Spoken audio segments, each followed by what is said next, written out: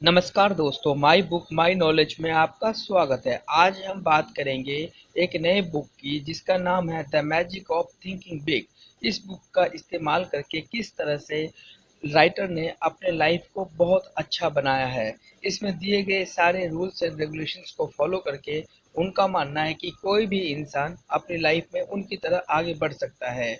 इस बुक को डेविड ने लिखा था 1965 में।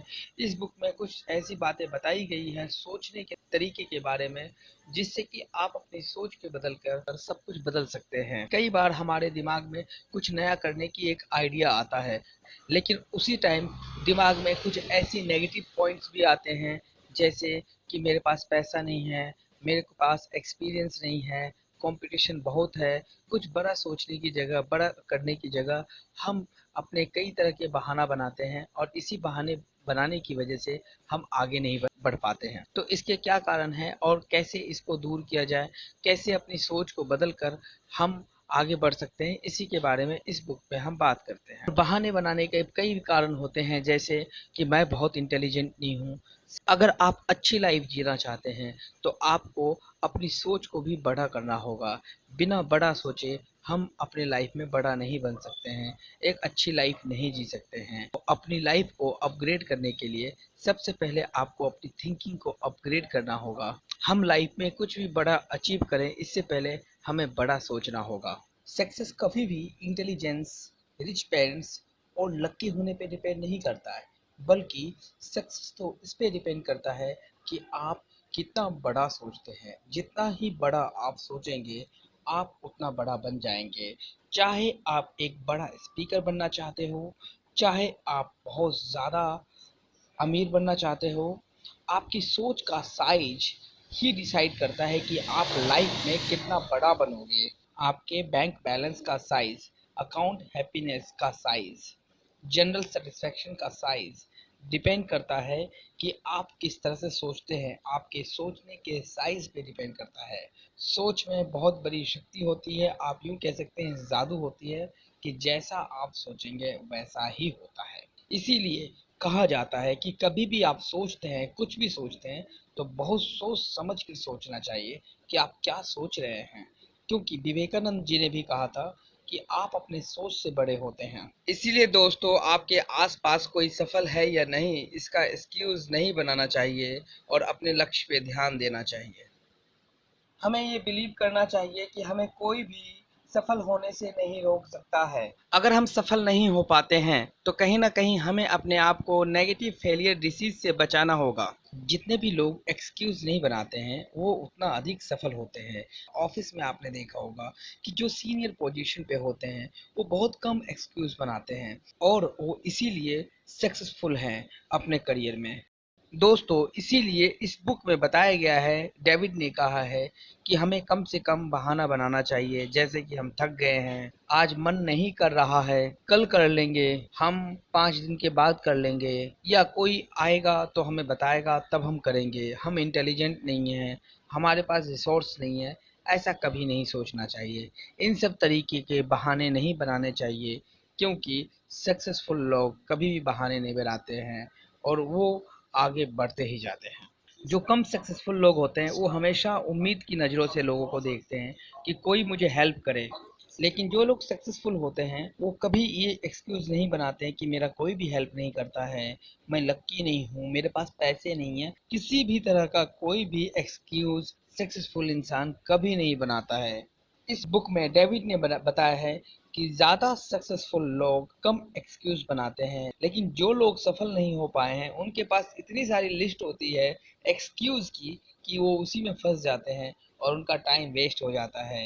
डेविड के अनुसार यही डिफरेंस होता है गरीब में और अमीर में। आप अपने आसपास के मोहल्ले में देख सकते हैं एक गरीब इंसान और एक अमीर इंसान में क्या डिफरेंस है। तो आप एनालाइज कर पाएंगे कि उनके पास एक्सक्यूजेज बहुत होते हैं और जो सफल हुए हैं उनके पास एक्सक्यूजेज नहीं होते हैं या फिर कम होते हैं। इस बुक में डेविड कहते हैं कि हर एक्शन का रिएक्शन होता है। अगर हम मेहनत ज़्यादा करेंगे तो रिजल्ट भी ज़्यादा आएगा, अगर हम मेहनत कम करेंगे तो रिजल्ट भी कम आएगा। डेविड का मानना है कि सक्सेस जो है वो हार्ड वर्क पर डिपेंड करता है, लक पे नहीं करता है। इसीलिए अपनी सोच को लक पे ना रखकर अपने हार्ड वर्क पे, अपने टैलेंट पर लेके जाना चाहिए। इसीलिए लक के भरोसे नहीं बैठना चाहिए, अपनी सोच को हार्ड वर्क की तरफ ले जानी चाहिए। दोस्तों, डेविड ने इस बुक में कहा है कि हम सब अपनी लाइफ का क्रिएटर है। हम जो भी एक्शंस लेते हैं उसका रिजल्ट हमें मिलता है। हम खुद क्रिएटर्स हैं। हम खुद ही अपनी डेस्टिनी का फैसला करते हैं। हम किसी भी सर्कमस्टेंसेस पे डिपेंड नहीं हैं। हम बिल्कुल फ्री हैं किसी भी एक्शंस को लेने के लिए, और हमारी लाइफ, हमारा डेस्टिनी उन्हीं एक्शंस पे डिपेंड करता है। अगर हमें कॉज एंड इफेक्ट लॉज पता लग जाता है तो ये बहुत ही आसान हो जाता है पता करना कि क्या हमें करना चाहिए और क्या नहीं करना चाहिए, जिससे कि आप अपने एक्शंस को खुद भी चूज कर सकते हैं। अगर आप सफल होना चाहते हैं तो आप सफल लोगों की ही कॉपी करेंगे। अगर आप असफल होते हैं तो इसका मतलब है कि आप उन लोगों की कॉपी कर रहे हैं जो असफल है। अगर हम अमीर बनना चाहते हैं तो हमें उन लोगों को कॉपी करना होगा जो अमीर हैं। उनके एक्शंस को कॉपी करना होगा, उनके तरीके को सीखना होगा, वो किस तरह से किस काम को करते हैं वो हमें जानना होगा, समझना होगा और अपनी लाइफ में उसको उपयोग करना होगा। हमें इस बात का पता होना चाहिए कि हमारे जो हार्ड वर्क है और हमारे स्मार्ट वर्क है, हमें उस पे ही बिलीव करना है। ऐसा करके हम आगे बढ़ सकते हैं। हमें कभी भी ये नहीं सोचना चाहिए कि हम इंटेलिजेंट नहीं हैं। अपने आप को कभी भी आसानी से नहीं बेचना चाहिए। आपने अपने आसपास, अपने ऑफिस में हर जगह देखा होगा कि कुछ लोग बहुत ही अच्छे पोजीशन पे हैं। इसके लिए आपके मन में कई बार सवाल आता होगा कि आखिर वो इस पोजीशन पे कैसे हैं। इसका मतलब ये है कि वो बहुत ही ज़्यादा सोचते हैं अपने बारे में, हर किसी के बारे में नहीं सोचते, छोटी छोटी बातों पे ध्यान नहीं देते। वो सिर्फ अपने काम पे फोकस करते हैं और अपने बारे में बहुत ही ज़्यादा सोचते हैं। दोस्तों, जो लोग बहुत सक्सेसफुल होते हैं उनका सेल्फ बिलीफ बहुत ही स्ट्रांग होता है, उनका सेल्फ इमेज बहुत स्ट्रांग होता है, वो बहुत अच्छे से सोचते हैं और वो अपने बारे में बहुत ही अच्छा सोचते हैं। ऐसे सफल लोग अपने बारे में हमेशा ब्राइट, चीयरफुल और पॉजिटिव वर्ड्स यूज करते हैं। जब भी वो बोलते हैं इस तरह से बोलते हैं कि सामने वाले लोग अच्छे से रिएक्ट कर पाए। उन्हें पता होता है कि क्या बोलेंगे तो सामने वाला कैसे रिएक्ट करेगा। ऐसा हम कह सकते हैं कि उनके अंदर एक बोलने की कला होती है। जितने भी सफल लोग हुए हैं उन्हें हर काम पॉसिबल लगता है, जबकि जो लोग असफल होते हैं वो इस तरीके से नहीं सोचते। उन्हें हर काम में कोई ना कोई कमी, कोई ना कोई प्रॉब्लम दिख ही जाती है। ऐसे सफल लोग कभी नहीं सोचते कि कोई उनसे ज़्यादा बेहतर होगा। वो कभी भी सेल्फ डिप्रेशन में नहीं जाते। वो हर प्रॉब्लम का कोई ना कोई सॉल्यूशन ढूंढ ही लेते हैं। वो कभी भी, ऐसे लोग कभी भी अपने आप को कम नहीं आंकते हैं। ऐसे लोग कभी भी अपने आप को अंडर एस्टिमेट नहीं करते हैं। ऐसे लोग हमेशा अपने आप को बहुत ही पॉजिटिव रखते हैं, अपने दिन को बहुत ग्रेट बनाते हैं और बहुत ही पॉजिटिव तरीके से लाइफ को आगे लेके जाते हैं। दोस्तों, हमें कभी भी नेगेटिव वर्ड्स यूज नहीं करना चाहिए। जो भी कुछ हम सोचते हैं, जो भी कुछ हम बोलते हैं, जो वर्ड्स हम बोलते हैं, माइंड हमारा उसे पिक्चर और इमेजेस और मूवी में सोचता है, समझता है। जैसे हमने इम्पॉसिबल बोला तो कोई ऐसी चीजें हमें दिखेगी जो कि करना हमारे लिए इम्पॉसिबल है। उदाहरण के लिए जैसे ही हमने बॉयज बोला तो हमें बहुत सारे बॉयज की इमेजेस आ जाते हैं। ठीक उसी तरीके से जब भी हम कोई शब्द बोलते हैं नेगेटिव, तो हमारा माइंड इमेजेस के रूप में उसे दिमाग में सेव कर लेते हैं। जब भी कभी आप इम्पॉसिबल शब्द का उपयोग करते हैं तो आपका दिमाग ऐसे प्रॉब्लम्स के पिक्चर बनाते हैं जो कि सॉल्व नहीं हो सकते हैं या सॉल्व करने के लायक ही नहीं है। इसलिए इस बुक में डेविड ने बताया है कि कोई भी प्रॉब्लम हो तो उसे नेगेटिव तरीके से नहीं सोचेंगे, उसको एक चैलेंज की तरह लेंगे, जिससे कि हमारा माइंड बहुत ही पॉजिटिव उसे सोचेगा और एक्साइटिंग सोचेगा।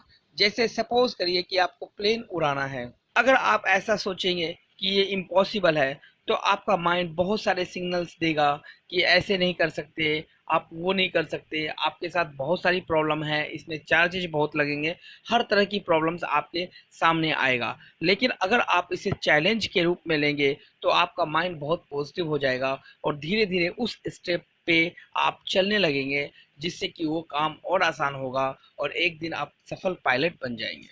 दोस्तों, आपका लुक भी बहुत ही इम्पोर्टेंट होता है। जिस तरीके से आपको अपने बारे में बहुत ही पॉजिटिव सोचना चाहिए, ठीक उसी तरीके से आपके लुक्स भी बहुत इम्पोर्टेंट होते हैं। ये हेल्प्स करता है आपको कि किस तरीके से लोग आपके बारे में पर्सपेक्टिव बनाएंगे। आपके अपीयरेंस, आपकी आँखें, आपके उठने बैठने का तरीका, किस तरह के आप कपड़े पहनते हैं, ये सभी कहीं न कहीं बोलते हैं।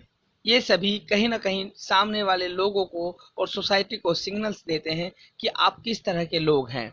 अगर आप बहुत गंदे रहते हैं, आप सही से कपड़े नहीं पहनते हैं, आप बहुत सफाई से नहीं रहते हैं, तो सामने वाले लोगों को ये मैसेज जाता है कि आप बहुत केयरलेस हैं, आप ध्यान नहीं देते हैं और इससे आपको कोई फ़र्क नहीं पड़ता कि लाइफ में आपके साथ क्या हो रहा है। अगर आपके कपड़े पहनने का तरीका अच्छा है, उठने बैठने का तरीका अच्छा है, आपके लुक्स अच्छे हैं, तो लोग आप पे ट्रस्ट करेंगे। आपका लुक सिर्फ दूसरों को ही अफेक्ट नहीं करते, ये आपके थिंकिंग को भी शेप अप करते हैं। आपके जो फिजिकल इंटीरियर होते हैं, वो आपके मेंटल इंटीरियर को शो करता है। जिस तरीके से आप बाहर से दिख रहे हैं, आप किस तरह के माइंडसेट के लोग होंगे। आपके आउटसाइड का लुक अफेक्ट करता है कि आप दिल से क्या सोचते और कैसा महसूस करते हैं। अगर आप बहुत अच्छे क्लोथ नहीं पहनते हैं, बहुत अच्छे तरीके से नहीं रहते हैं, तो ये शो करता है कि आप बहुत ही केयरलेस और इनसफिशिएंट हैं। आपको सोसाइटी में प्रॉपर तरीके से कंसीडर भी नहीं किया जाएगा। ऐसे लोग हर तरीके से हारा हुआ होते हैं। ऐसे लोगों को प्रमोशंस नहीं मिलता। ऐसे लोग एवरेज लोगों से भी नीचे रहते हैं। दोस्तों, बताना चाहूँगा कि आपका एंटायर बॉडी लैंग्वेज बोलता है। आपके बॉडी लैंग्वेज, आपके आइज़ कॉन्टैक्ट, आपके स्माइल, आपके हेयर स्टाइल, एवरीथिंग मैटर करता है आपके लाइफ में। इसलिए हमेशा गुड लुकिंग और एक प्रोफेशनल की तरह आपको रहना चाहिए। ऑथर डेविड कहते हैं कि आपको हमेशा अपनी थिंकिंग को अपग्रेड करना चाहिए, क्योंकि जो लोग अपने थिंकिंग को अपग्रेड नहीं करते हैं, वो वक्त के साथ पीछे रह जाते हैं और आगे लाइफ में नहीं बढ़ पाते। हमेशा अपने आप से क्वेश्चन करना चाहिए कि आप सफल कैसे हो सकते हैं। आपकी अपग्रेडेड थिंकिंग आपको हेल्प करते हैं आपके सक्सेस के हर स्टेप में। अगर आप अपनी थिंकिंग को चेक कर सकते हैं, तो आप बहुत सारे ऐसे एक्टिविटीज़ करने से बच जाएंगे जो आपके किसी भी काम का नहीं है और आप पूरी तरीके से उन्हीं एक्टिविटीज़ पे फोकस करेंगे जो आपके सक्सेस के रेट को इंक्रीज़ करेगा। अगर आप अपनी थिंकिंग को चेक करते हैं, तो ये थिंकिंग आपको अच्छे से सोचने की एबिलिटी को इंक्रीज करता है। राइटर ने हमें बताया है, जनरली हम में से बहुत सारे लोग राइट सिचुएशन, राइट टाइम का वेट करते हैं, लेकिन वास्तव में राइट सिचुएशन कभी नहीं आता। कभी भी ऐसा टाइम नहीं आता कि सारे काम आसानी से किए जा सकते हैं। हमें ये समझना होगा कि कभी भी परफेक्ट टाइम नहीं आएगा। जो हम शुरुआत करेंगे, वही हमारे लिए परफेक्ट टाइम होगा।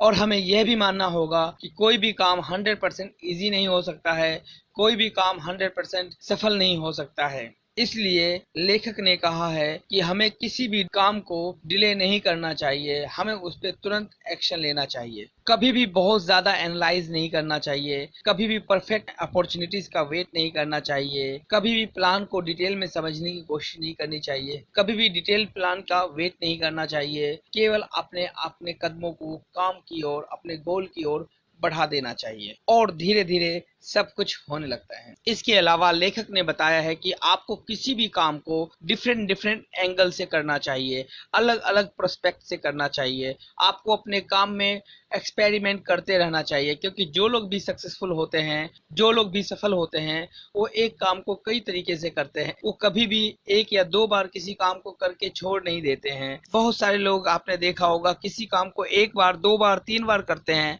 और उसके बाद छोड़ देते हैं। जो लोग सफल नहीं होते हैं, वो नए नए तरीके नहीं ढूंढते हैं, वो बहुत जल्दी हार मान जाते हैं। आपको हमेशा अपने गोल के साथ स्टे होना चाहिए। आपको कभी भी अपने गोल के साथ कंप्रोमाइज़ नहीं करना चाहिए। अपने फोकस को कभी चेंज नहीं करना चाहिए, क्योंकि जब तक फोकस नहीं होगा, आप किसी भी काम को में सफल नहीं हो पाएंगे। दोस्तों, इस बुक में बताया गया है कि जब आप अपने गोल को सेट करते हैं, वो बहुत ही इम्पोर्टेंट पार्ट होता है। गोल को सेट करने की वजह से आपकी एनर्जी इंक्रीज हो जाते हैं, आप बहुत ज़्यादा फोकस हो जाते हैं, आपका एनर्जी मल्टीप्लाई हो जाता है और आप बहुत ही स्पीड से काम करना शुरू कर देते हैं। इसलिए हमेशा किसी भी काम को करने से पहले गोल की सेटिंग ज़रूर करें। ये सारी बातें मैंने the magic of thinking big में से लिया है। आई होप कि ये वीडियो आपको पसंद आया होगा। अगर वीडियो पसंद आया है तो इसे लाइक करिए, सब्सक्राइब करिए, शेयर करिए। अगर आपको ये बुक अच्छी लगी है, पसंद आई, तो डिस्क्रिप्शन में लिंक दिया है, उस पर क्लिक करके आप इसे परचेज भी कर सकते हैं।